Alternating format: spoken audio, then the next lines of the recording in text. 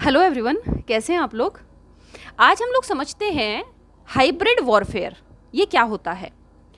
Hybrid warfare जो है ये 5th एंड 6th जनरेशन का एक लड़ाई करने का तरीका है। इसके बारे में हमारे जो पूर्व सीडीएस थे स्वर्गीय श्री विपिन रावत जी, वो भी इसके बारे में काफ़ी बात करते थे। इसमें क्या होता है, लड़ाई तो होती है एक देश की दूसरे देश के साथ, है ना, लेकिन बॉर्डर्स पे नहीं होती है। देश एक दूसरे के ऊपर मिसाइल्स नहीं छोड़ते हैं। यहाँ पे जो लड़ाई होती है वो टेक्नोलॉजी के द्वारा होती है। और वो टेक्नोलॉजी कैसी भी हो सकती है। बायोलॉजिकल वेपन भी यूज़ किया जा सकता है, जैसे कि हमने पिछले कुछ समय में देखा। एक बायोलॉजिकल वेपन कहा जाता है, राइट। इसके साथ में जैसे कि हैकिंग करना, सिस्टम से एक दूसरे की चीज़ों को चुराना और फिर उनको अपने हिसाब से यूज़ करना। फिर मिस इन्फॉर्मेशन क्रिएट करना, मिस इन्फॉर्मेशन क्रिएट करके उसको अपने फ़ायदे के लिए दूसरे देश को नीचा दिखाने की कोशिश करना, वहाँ के लोगों में अपनी सरकार के प्रति एक तरीके से अनरेस्ट की स्थिति पैदा करना या फिर उनके प्रति एक मतलब डिससेटिस्फैक्शन वो क्रिएट करने की कोशिश करना।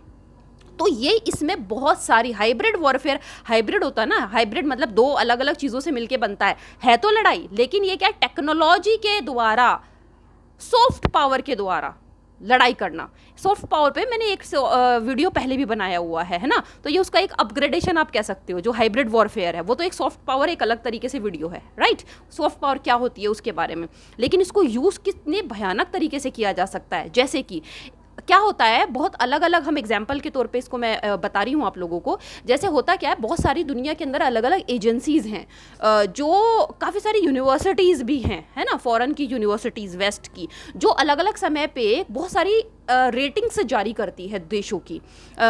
जैसे हैप्पीनेस इंडेक्स होता है, हंगर इंडेक्स होता है ना। तो ये कई सारी ऑर्गेनाइजेशंस होती हैं, एनजीओज होते हैं जो इस तरह की रेटिंग जारी करते हैं।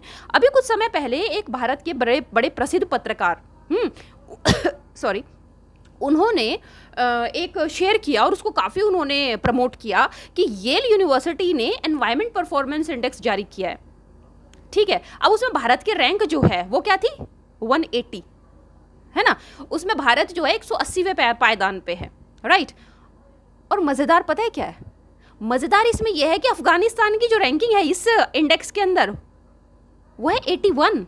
मतलब कैन यू इमेजिन, ये सब चीज़ें तो ढक ली गई, या किस तरीके से ऐसे इंडेक्स बनाए जाते हैं, है ना। अब आप समझ सकते हैं, it is a part of hybrid warfare actually. और फिर देशों के अंदर इस टाइप के लोग भी रखे जाते हैं, साम दाम दंड भेद, है ना, जिससे कि वो लोग अपने देश के खिलाफ इस वॉरफेयर में शामिल होते हैं। अब आप देखिए, अगर हम इस इंडेक्स की बात करें तो कार्बन जो एमिशन है, कार्बन उत्सर्जन की जिसे बात करी जाती है पर कैपिटा के हिसाब से, मतलब भारत के प्रत्येक व्यक्ति कितना कार्बन का उत्सर्जन करता है, वो है 1.77, है ना, टन पर ईयर करते हैं हम लोग। जबकि दुनिया के बहुत सारे डेवलप्ड कंट्रीज, ओपेक कंट्रीज को ले लीजिए, या फिर हम अमेरिका की बात करें तो वो 14.4 से भी ज़्यादा टन उतना कार्बन जो है वो एमिट करते हैं, राइट। हम लोग एनवायरनमेंट पे तो उस पायदान पे दे दिए। कार्बन के मामले में आप देखिए, हम सबसे एक तरीके से जो बेस्ट परफॉर्मिंग कंट्रीज है उसमें हम लोग आते हैं। पेरिस क्लाइमेट जो अग्रीमेंट है उसके जो गोल सेट किए हैं, तो उसमें ये कहा जाता है कि भारत जो है वो सबसे पहले उन गोल्स को अचीव करेगा, राइट। इलेक्ट्रॉनिक जो कार्स हैं या इलेक्ट्रॉनिक व्हीकल्स के ऊपर रेलवेज़ को हम लोग इलेक्ट्रॉनिक करने जा रहे हैं, 2025 तक शायद ऑलमोस्ट हो जाएंगी, है ना। और इलेक्ट्रॉनिक व्हीकल्स के ऊपर बहुत ज़्यादा बल भारत का है। सोलर अलायंस, है ना, वो जो कंसेप्ट है पूरा वो भारत ने दिया है, हमारे मोदी जी ने दिया है, प्रधानमंत्री जी ने, है। और दुनिया के 100 से ज़्यादा देश उसके ऊपर काम कर रहे हैं। टॉप 20 अगर सोलर फार्म्स की बात करें तो उसमें कई सारे भारत के होंगे, राइट। उसके बाद भी हम लोग कहाँ पे पहुँचा दिए, 180वें स्थान पे एनवायरमेंट परफॉर्मेंस इंडेक्स पे। तो ये एक एग्जाम्पल है, और इस तरीके के एग्जाम्पल बहुत सारे होते हैं। जैसे कि अगर अभी देखा जाए तो अगर कश्मीर की बात की जाए तो किस तरीके की बातें, जैसे कि यूनिवर्सिटीज़ के अंदर बहुत सारे कुछ प्रोफेसर, बहुत सारे नहीं, कुछ इस तरीके के लोग प्लांट कर देना जो वो एंटी इंडिया बातें करेंगे। ये हाइब्रिड वॉरफेयर है। ये पूरा का पूरा दिमाग से यूज़ किया गया है, जिससे कि लोगों के सामने एक फेक नरेशन पूरा क्रिएट किया जा सके, राइट। जैसे कि किसान आंदोलन हुआ, वो हमारे देश का एक हमारे देश का एक इंटरनल मैटर था, लेकिन उसमें किसान आंदोलन को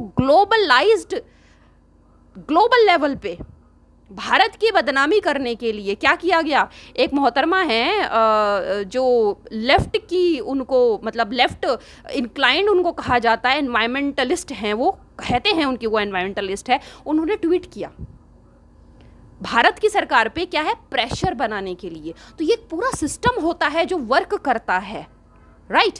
ये होता है हाइब्रिड वॉरफेयर। और देखिए ये खतरनाक है बहुत ज़्यादा, क्योंकि इसमें पता ही नहीं चलता है कि कब एक देश के नागरिक उस देश के खिलाफ काम करने लग जाते हैं, हम लोग उस फ्लो में बह जाते हैं, राइट। तो आई होप आपको ये समझ में आया होगा। Thank you so much for watching and take care. और जागृत होइए, ऐसी ऐसी चीज़ों में मत पड़िए। सबसे पहले जो भी सोशल मीडिया पे चीज़ें आती हैं, बहुत सारी चीज़ें अनवेरीफाइड होती हैं, जो न्यूज़ आती है बहुत सारी अनवेरीफाइड होती हैं। तो पहले जो है डोंट जंप टू कंक्लूजन्स।